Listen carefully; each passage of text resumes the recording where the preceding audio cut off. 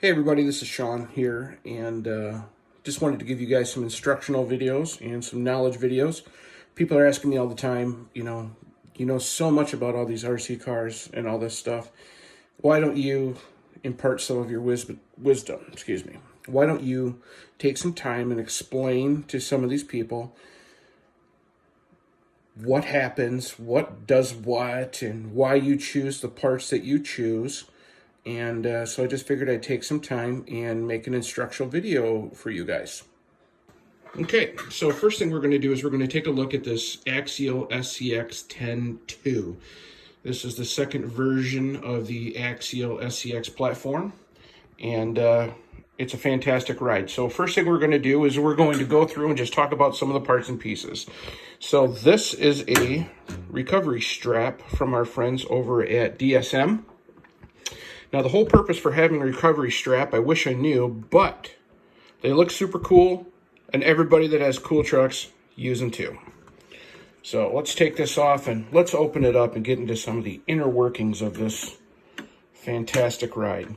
I went with the F250 body on it because I always liked F250s, and that's a dream body of mine. So let's pull the body pins and see what we got inside here, and we will go through what does what and why we chose what we chose. So the first thing we have right here is we have a Holmes Hobby Sport Crawlmaster motor. The reason I went with this motor is because everybody says it's fantastic, and so far really happy with what I have. We've got over here the ESC. This is kind of the brain of the RC vehicle. So the way these things work is you take your remote and that sends magical signals through the airwaves and goes into this little thingy inside of here, which talks to that thingy over there and makes this thingy go around. So I'm trying to, if this gets over anybody's head, please just let me know and I'll try to dumb this down for you guys. So this box here makes the truck go round and round, left and right. These right here are very, very special shocks. They're called Desert Lizards. I don't know why they're called a Desert Lizard, but I think they look really cool and people like them, so I went with them. It was a very time-consuming process of determining which shock I should use, so I thought these were pretty cool. Now, right here, I went with a very special connector. This is an IC3 connector made by Spectrum. The reason I went with this one is because the battery charger and the batteries are pretty much idiot-proof. So I figured, why not set myself up for success? So I went with an idiot-proof option. Now that we're talking about more important parts, right here, this part is critical. This part makes these go round and round. These parts keep all of this stuff together, I think. So now let's take a look and talk tires. The reason I went with these tires right here is because Josh Kimball said they're good. So good enough for me. The reason I went with these wheels right here is I think pretty much the same thing. So I hope none of this is going over your guys' head. If it is, let me know and I will try to explain some of this stuff in more layman terms.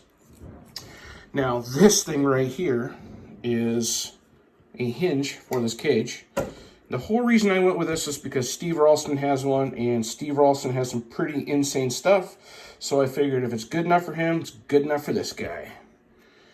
Now, this metal thingy right here holds all the other thingies together. And I'm pretty sure it's important because if those weren't there, none of the stuff would be held together. So let's see if there's anything else I missed in this instructional video. Oh, the big spinny thingy is right inside there, and that big spinny thingy talks to that thingy, which spins to that thingy and makes it go. So I'm pretty sure those are pretty doggone important. That's where the battery goes. Without the battery, nothing works. And I'm pretty sure that's it. So I hope you guys learned something. If there's anything you want me to review or talk about in depth, I'd be more than happy to help explain. So yeah, there's more thingies in there to make it go. Like up and over stuff and around stuff and through stuff. So I'm pretty sure everything in there is pretty doggone important. Now, people say, Sean, where did you get all this knowledge? I say, I just listen to people and look and see what they have. And then I do the American way. If something doesn't work good enough for you, chuck more money at it. That's what I say. I hope you guys enjoyed this. Now let's talk about this week's sponsors. This week's sponsors is Lawn Dart Motorsports and DSM Off-Road. Now, neither of these two people have any idea that they are sponsors. And I'm pretty sure they're not going to want to have anything to do with this video. So, I'd gladly take you off, but it just sounded cooler if I had sponsors.